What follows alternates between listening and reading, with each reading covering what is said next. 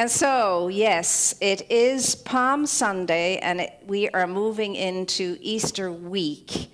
And it is one of the high energy weeks all over the world, because it's not only a Christian celebration, it's a Jewish celebration, and other religions too are celebrating this high energy week. And so again, the theme for us is we are rooted in the divinity that is in truth who and what we are. And today we're looking at that under the banner of the truth that sets us free. Now, truth, what is it? It's a question you and I will ask for the rest of our lives. Throughout all eternity, we'll be asking ourselves, what is this thing called truth? And I reminded ourselves this morning, you remember the great movie, not such a recent movie, but there's a young air officer, and he's in court, and he's being questioned, and he is questioning, actually, his chief commander, and he's trying to get to the truth, and he asks about the truth, and then the commander, and you know who that was, those of you who are movie buffs, says, "The truth? You can't take the truth." And so that's a line that I think we all remember from that movie. And, you know, and this remains the same. What is the truth? And the question is, can you and I take the truth? I don't think so, because if we could take the truth of who and what we really are, our lives would be so much different, and so would all of life, if we could take the truth. That is the truth that sets us free. What is it? Metaphysically, we know all about what the truth is. Those of us who have been studying for a long time, those of us who have been taking classes for a long time, those who have been coming to the sanctuary for a long time. You go to the back of the glossary in the textbook, and Ernest Holmes will tell us that the truth is cause and effect. It is the alpha. It is the omega. It is the ground of our being. It is infinite, and it is all. It is infinite, and it is all. Great definitions there. And again, Living the Science of Mind, great book. There's a whole chapter, a whole section on the truth, and I strongly recommend that. But what good is that if you and I don't embody it, you see?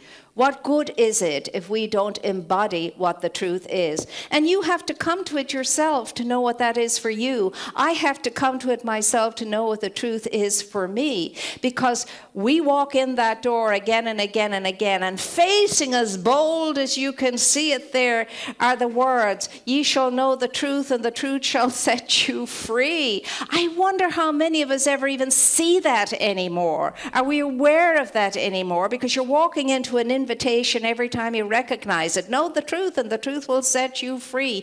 Free for what? Free to be who and what you are. Free to be yourself. Free to don your birthright and be it and live it and think from it and feel from it and act from it. And as a result of that, you'll find you're living a very free life. Free of all of the nonsense. Free of all of the nonsense. Once upon a time, a long time ago, I read a book called To Deny Our Nothingness. And that's what you and I are always doing every time we come to class, every time we gather together and assemble with questioning in mind. We're endeavoring to deny our nothingness. If the world tells us I am less than nothing or very little, then what we're supposed to do is take the truth to deny that, because that's not what we are. And it doesn't matter a whit what our experiences are, what our circumstances are, what our situations are. We never have been nothing. We never will be nothing. We are so much more than that. And we'll start with, we are so much more than that. Know the truth, and the truth will set you free. But free to what? Free to what is the question? What am I going to do with my freedom? Do we even know? We are so busy, we are so caught up in the tedium, in the merry-go-round of every day, of its routine, and of its this and it's that. And we're rushing here and we're rushing there, and here a rush, there a rush, and here a dash, there a dash. And where are we in all of that?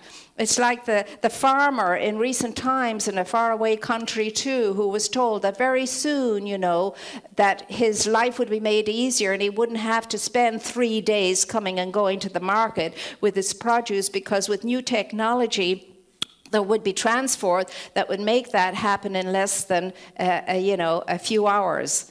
And his response to that was, but what would I do with those 3 days then?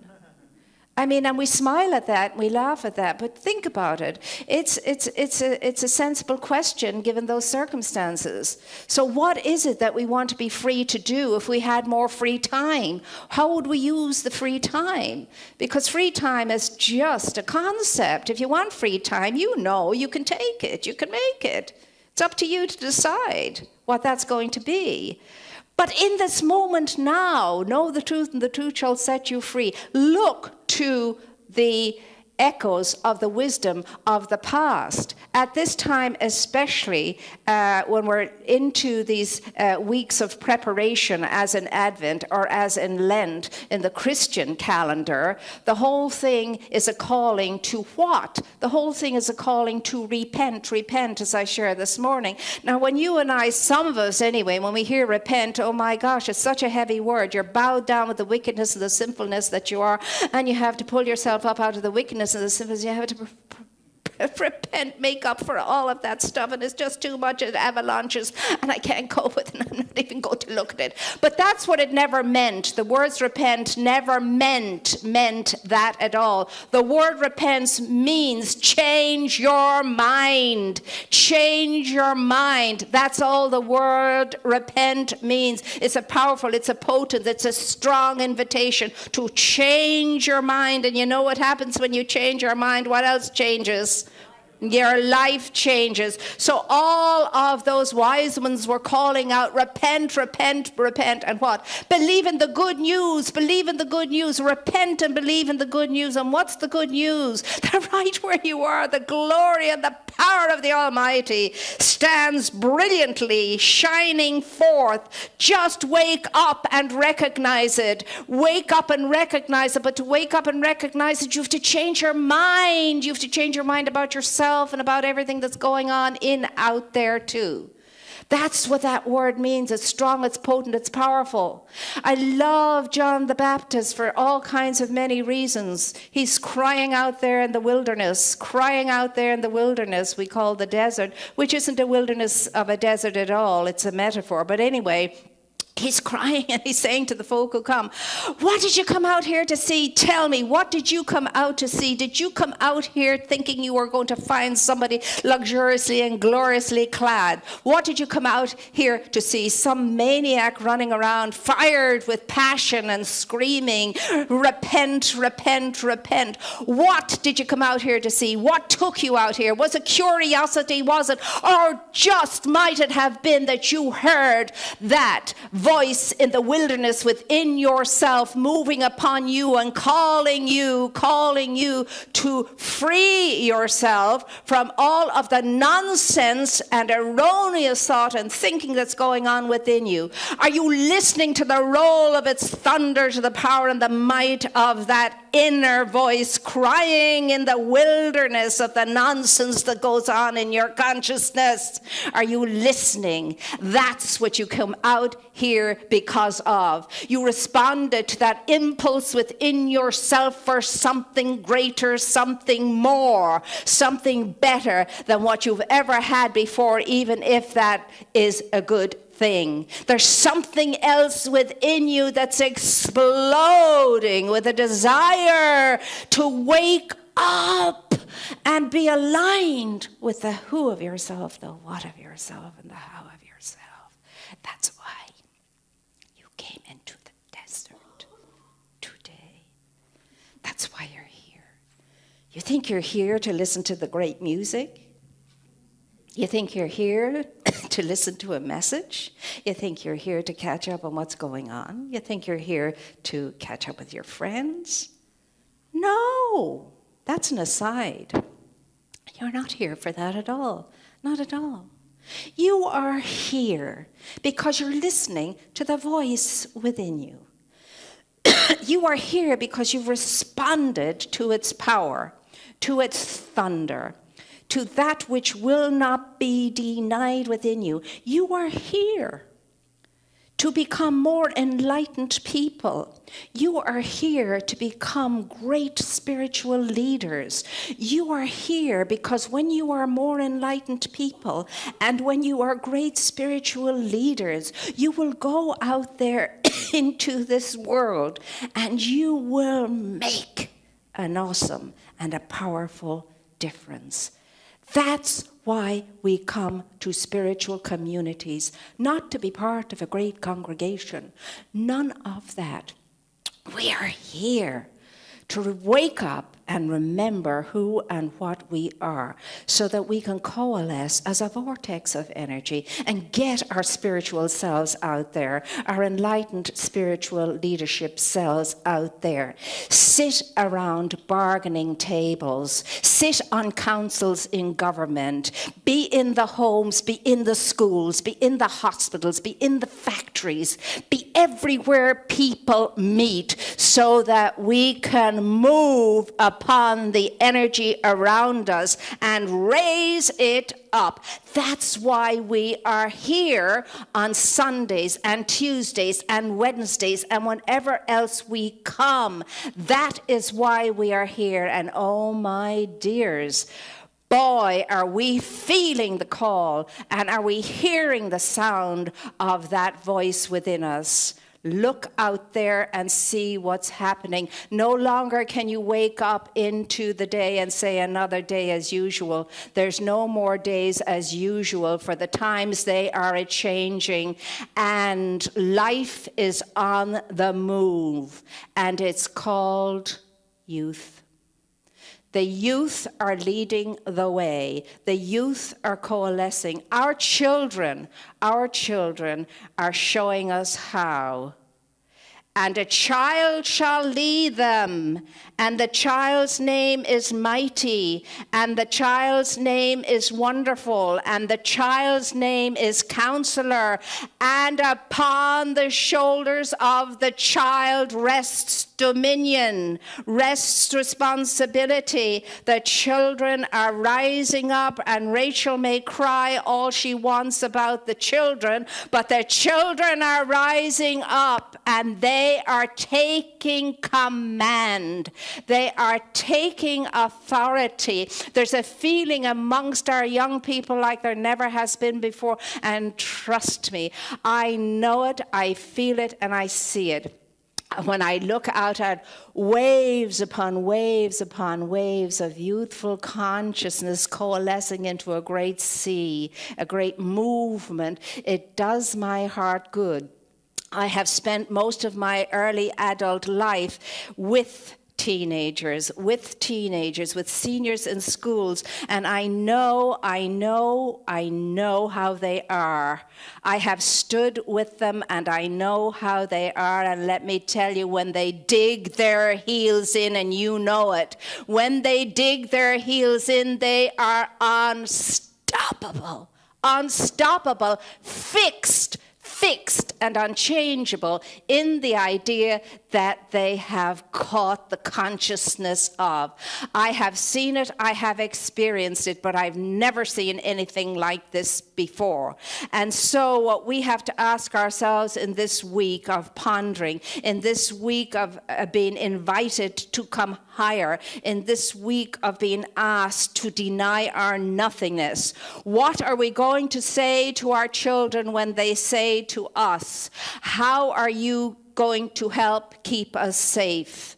When they say to us, will you join us in creating a safer world and a better world that works for every child, no child left out? Because knowing youngsters the way I have known them and do know them, it's not just for their own safety, it's for the safety of every child on this planet. That's where they stand. And they're clear, they're cogent, they're erudite, they're intelligently on the move. And so, my dear ones, The times, they are a-changing, and the tide is turning.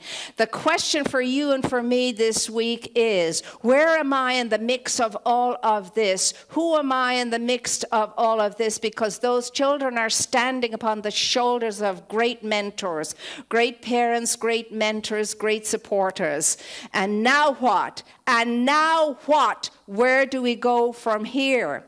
What will be the outcome? And the question is, how am I engaged in all of that? Life as we have known it is changing, and it's changing for the better. And so, as we move through this week, I'm inviting us all to take a day of reflection. And if you can't give yourself a day, don't balk at that. Give yourself an hour, you can do that. And within that hour, make a decision. Choose to change one thing in your life. To let go of one thing in your life. To be open to receiving one thing in your life. One thing, that's how it gets done. One thing at a time. What is it going to be? Deliberate, ponder it, review the situation, whatever it takes, but then decide, because I'll tell you this, our children have made it clear they do not want our prayerful thoughts. They want the prayer of action, and they want the prayer of action now. We shouldn't settle for our own prayerful thoughts. We should want the prayer of action in our own lives, and only the prayer of action. We have to allow ourselves to know the truth and let it set us free. And what we're supposed to do with the truth is take the truth to the lie, and the lie will bow down before it. If you are strong and solid and bound and determined in what you know to be true. And so whatever it is that's going on in your life, whatever it is that's going on in mine that is less than, that is not acceptable, whatever it is I don't want to identify, whatever it is I will not have, then let me take the truth to it and speak that truth to it, and know it must dissipate itself in the face of my conviction and in the power of the word that is backed up within me, that knows that right where I am, all power is mine, and it's mine now. And that's the only truth there is, and I am one with it. That's where we need to be coming from now. No ifs, ands, buts, and wishy-washiness. No, none of it. I don't care if all that's going on within us is going to hell in a handbasket. It doesn't matter if I can take the truth to it. But I can't take the truth to it if I don't know it, if I don't feel it, if I'm not convicted about it, if I'm not convinced about it, if I don't believe it, if I don't believe it, it's not mine. It's not mine, and it can't be mine, because what I am believing is its opposite. I'm believing its opposite. I am believing in the condition. I'm believing in the circumstance. I'm believing in all of that. That's not true. So know the truth and let the truth free.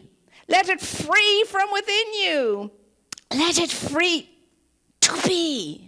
To be who and what you are. Who amongst us in this room is ready to stand up in their birthright and say to whatever it is that ails us, I don't think so.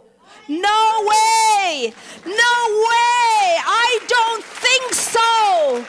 You will not have your way with me, because I know who I am and what I am and how I can be. No way.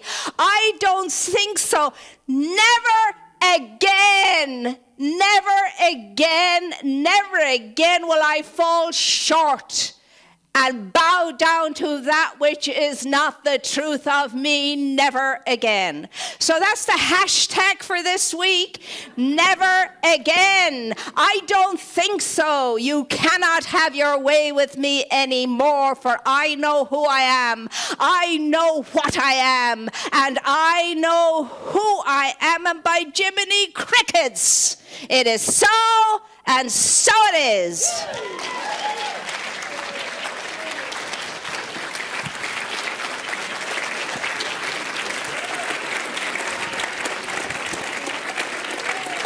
And a child shall lead us. And a child shall lead us. And that child is in you. Set it free.